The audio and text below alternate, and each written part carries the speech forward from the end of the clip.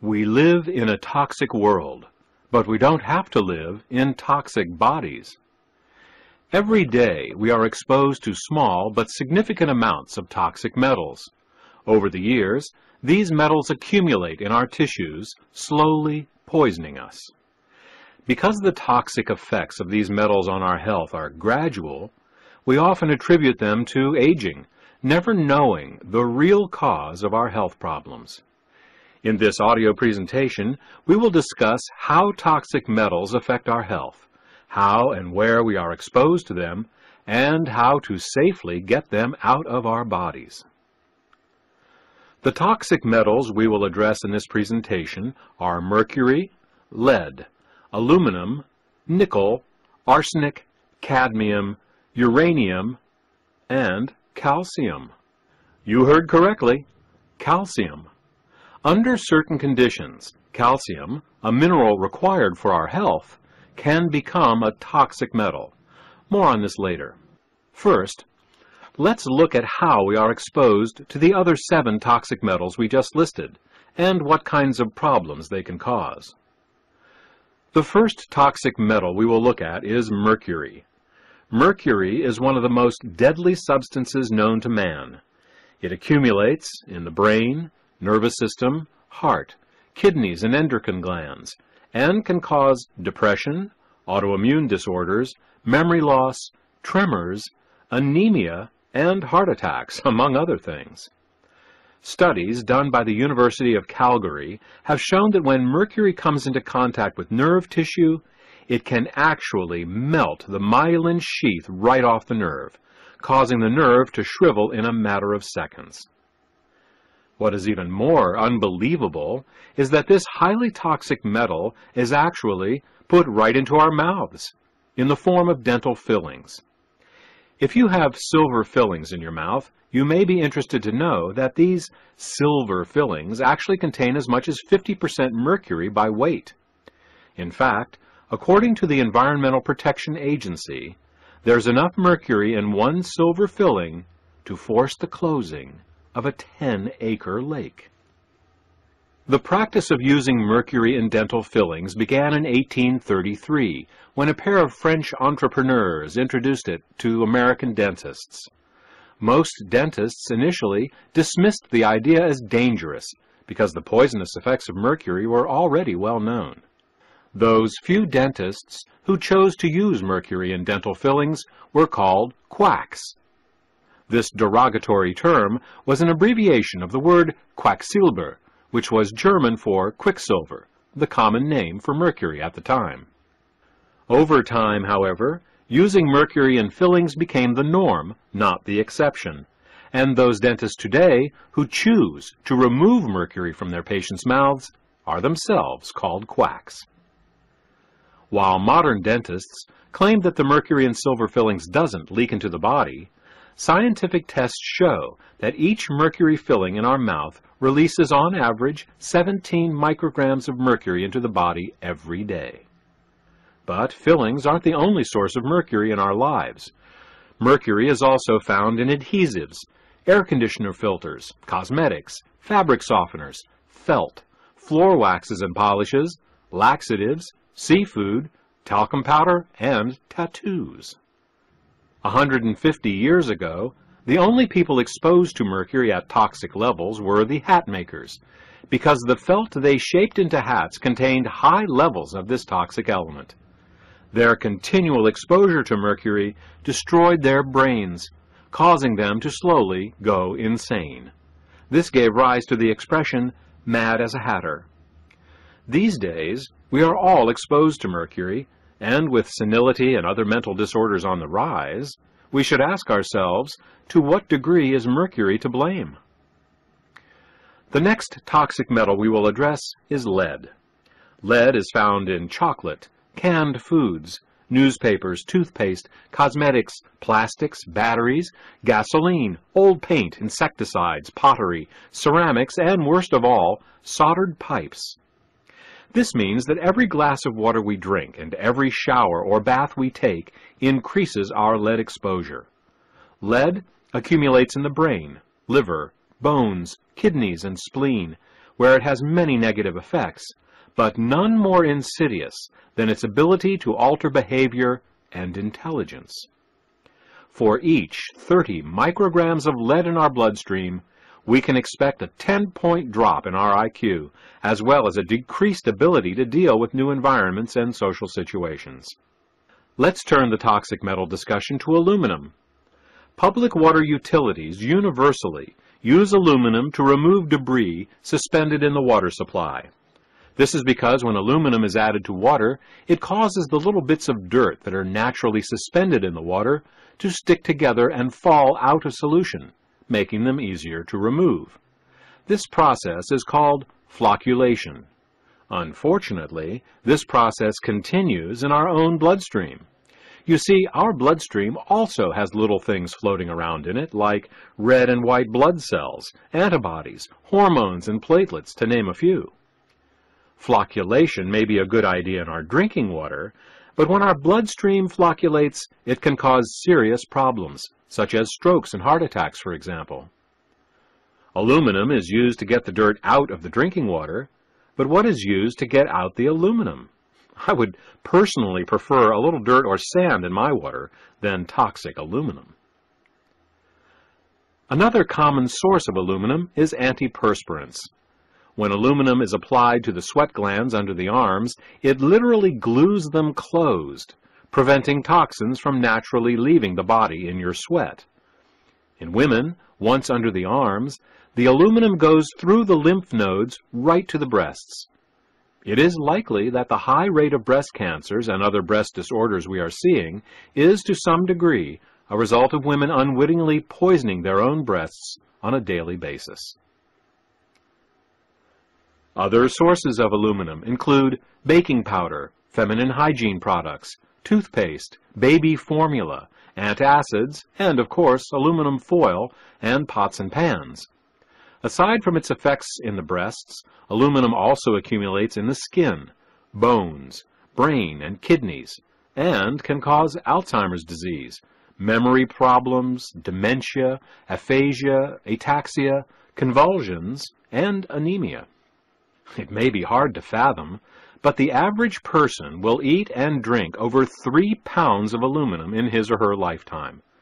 That's the equivalent of 292 square feet of aluminum foil. Is it any wonder that Alzheimer's disease is on the rise? Let's move to nickel.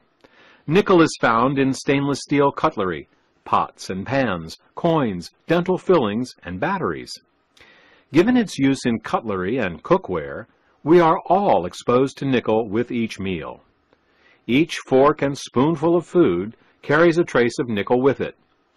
It accumulates in the bones, kidneys, liver, lungs, immune system, sinuses, and the brain, where it causes genetic disease and cancer. One of the most common problems associated with nickel exposure is skin conditions. Many people with chronic skin conditions are actually experiencing chronic nickel toxicity, and no amount of skin creams or lotions will ever work until this offending toxic metal. The next metal we will address is arsenic. Arsenic is found in cigarette smoke, laundry detergents, beer, seafood, colored chalk, wallpaper, wine, and drinking water.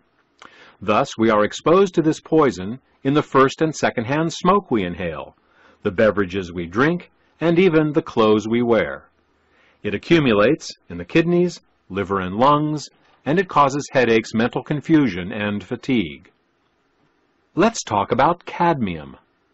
Cadmium is found in soft drinks, cigarette smoke, water softeners, rubber, motor oil, pesticides, fungicides, carpets, rust-proofing, silver polish, and plastics. Cadmium accumulates in the kidneys, prostate, and eyes, and can cause fatigue, high blood pressure, hair loss, edema, arthritis, and impotence. The last of the traditional toxic metals we will discuss is uranium. Uranium is a radioactive element that causes disease and cancer everywhere it appears. There have been over 2,000 nuclear detonations on this planet since Hiroshima, each one sending radioactive dust into the atmosphere for future generations to inhale, not to mention toxic plumes from disasters like the meltdown at Chernobyl. The most recent appearance of uranium is in munitions used in the Iraq War. So far, an estimated 2,000 tons of uranium have been used in Iraq, turning that country into a radioactive nightmare that future generations will pay for in horrible birth defects and cancer. Our soldiers are also breathing this uranium dust in and bringing it back to their families in their bodies and their clothes. The increased number of birth defects found in the children of Iraq War veterans is frightening. You don't have to be in Iraq, however, to be exposed to the effects of this uranium dust. After all, the world shares just one atmosphere. Given time, the uranium that is used in Iraq travels as a toxic dust around the world and ends up in our own lungs. The fact of the matter is, no matter where we live and what we do, if we eat food, drink water, and breathe air, we are being exposed to toxic metals every day. Once a toxic metal gets into the body, it is very difficult to get it out again. This is because these toxic metals aren't just floating around in the bloodstream or sitting in the fatty tissues. They actually become part of our body at a cellular level. This happens because, to your body, toxic metals look just like other elements we need. This is due to similarities in atomic size and electron configuration. Thus, rather than recognizing a toxic metal as a poison and getting rid of it, the body instead tries to use it like a nutritional element, and this is where the problems start. Take mercury, for example. To the body, mercury looks just like the nutritional mineral selenium. Since most people are chronically deficient in selenium, when a molecule of mercury floats by in the bloodstream, the body thinks, "Oh good, some selenium, I need that," and it gobbles it right up. Of course, mercury may look like selenium, but it doesn't act like selenium. In fact, in many ways, it is the exact opposite of selenium. Once the mercury is incorporated into the body, it is free to exert its toxic influence 24 hours a day, generating free radicals, melting nerves, and suppressing immune function.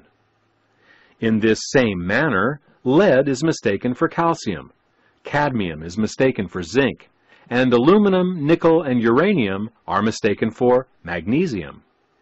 It is this insidious ability of toxic metals to trick your body into incorporating them into your tissues that makes them so difficult to get rid of. All right, we've covered the traditional toxic metals. Now, let's talk about calcium. In the beginning of this presentation, I mentioned that under certain circumstances, calcium can become a toxic metal. Let's discuss exactly how this happens. Unlike the previous metals we have discussed, calcium is not toxic by virtue of what it is, but rather because of where it can go. In a healthy body, 99% of the calcium is found in the bones and teeth. Unfortunately, as we age, our bones and teeth lose this calcium, becoming weak and brittle. This process is known as osteoporosis and tooth decay. But did you ever wonder where all this lost calcium goes? It goes into the internal organs. The most commonly known example of this toxic, displaced calcium is the formation of kidney stones. Annually, nearly 3 million visits to the doctor and 600,000 visits to the emergency room in the United States are due to kidney stones. As anyone who's ever had one can tell you, passing a kidney stone can be one of the most painful experiences of a person's life. Even if calcium in the kidney doesn't form stones, it can decrease the filtering ability of the kidneys, which increases toxins in your bloodstream. Another commonly known example of calcification is gallstones. Symptomatic gallstones account for more than 600,000 hospitalizations and more than 500,000 operations each year in the United States. Most people who have gallstones, however, never know it. Even small gallstones that do not produce the kind of obvious symptoms that make one seek medical attention can cause problems. Gallstones can block the excretions of bile from the gallbladder into the intestines. This can cause constipation, poor digestion and absorption, and a buildup of toxins in the liver and bloodstream. Well, that takes care of the two commonly known results of calcification. Now let's look at some of the less known results of calcification in the body. Calcium also accumulates in the muscles as we age. This causes tightness in the muscles, and in the extreme leads to a condition known as fibromyalgia. If you feel the muscles of a small child, you will see that they are soft and pliable. As we age, however, our muscles become tenser and filled with knots. This is the calcification process at work. Calcium can also deposit in the arteries. This process is called arteriosclerosis and atherosclerosis. When the calcium deposits up along the entire length of an artery, it can cause poor blood flow and high blood pressure. When it builds up in one spot in particular, it can cause a heart attack or a stroke. Every day, calcium accumulates not only in the large arteries in the heart and major organs, but also in the tiny capillaries as well. These tiny blood vessels are so small that blood cells have to pass by single file in order to travel through them. Even a little calcification in these vessels is enough to stop blood cells from flowing through them. While a blockage of one or two of these tiny vessels is of no great concern, over time the cumulative effect can be catastrophic. As organs lose blood flow in what amounts to thousands of little local heart attacks a day, a person's health and vitality are compromised. Another place calcium accumulates is in the brain. The technical term for this is acervuli, but it is more commonly referred to as brain sand. This gradual calcification of the brain is partly responsible for the loss in mental function as we age. Calcium also accumulates in the eyes, the breasts, and the prostate. In fact, the only place that calcium doesn't seem to accumulate as we age is in the bones and teeth where it belongs. The average man and woman lose 1% of their bone mass per year, starting at age 35. Until by age 70, 30 to 40% of the bone mass is gone. And where did it go? Into our internal organs. This gradual calcification is, however, not inevitable. The same process that we can use to remove toxic metals, such as mercury and lead, can also be used to pull this toxic calcium from our bodies. In fact, this process will not only remove toxic calcium, but it can actually put it back into the bones and teeth where it belongs. So, how can all this be done? It can be done with a process called chelation. Chelation uses a synthetic amino acid called EDTA to go in and bind to these toxic metals and misplaced calcium and physically pull them out of the body. The EDTA molecule has a very strong affinity for these metals, and when introduced into the body, it attaches to these toxins. Once attached to EDTA, these toxins are made water-soluble, and they wash right out of the body. Another way to think about it is to think of a greasy dish. All the hot water in the world won't remove all the grease, but add a little bit of soap, and that does the trick. This is because soap is what makes grease water-soluble. Add the soap, and the grease washes right off. It's the same for EDTA and toxic metals. Add a little bit of EDTA, and the toxic metals wash right out. Nearly 10 million treatments of EDTA chelation have been prescribed over the last 50 years. In that time, EDTA has proven its safety and efficacy. EDTA is currently on the FDA's GRAS list. This acronym stands for Generally Recognized as Safe, and is the seal of approval given to ingredients that have shown to be safe for daily use. EDTA has traditionally been given as a 3-hour intravenous drip. This is because EDTA is a protein, and if taken orally, it will be digested, and altered by the stomach acids and digestive enzymes. Chelation by IV is a time-consuming, expensive, and invasive procedure. Fortunately, there is another way to get EDTA into the body, and that is by suppository. This method has been used for nearly 20 years and is considered to be just as effective as intravenous administration. Chelation by suppository is safe, convenient, and very effective. Magnesium dipotassium EDTA suppositories are now available without a prescription. If you're concerned about your level of toxic metal exposure and body calcification, contact the healthcare provider who gave you this CD. Remember, we live in a toxic world, but with chelation, we don't have to live in a toxic body.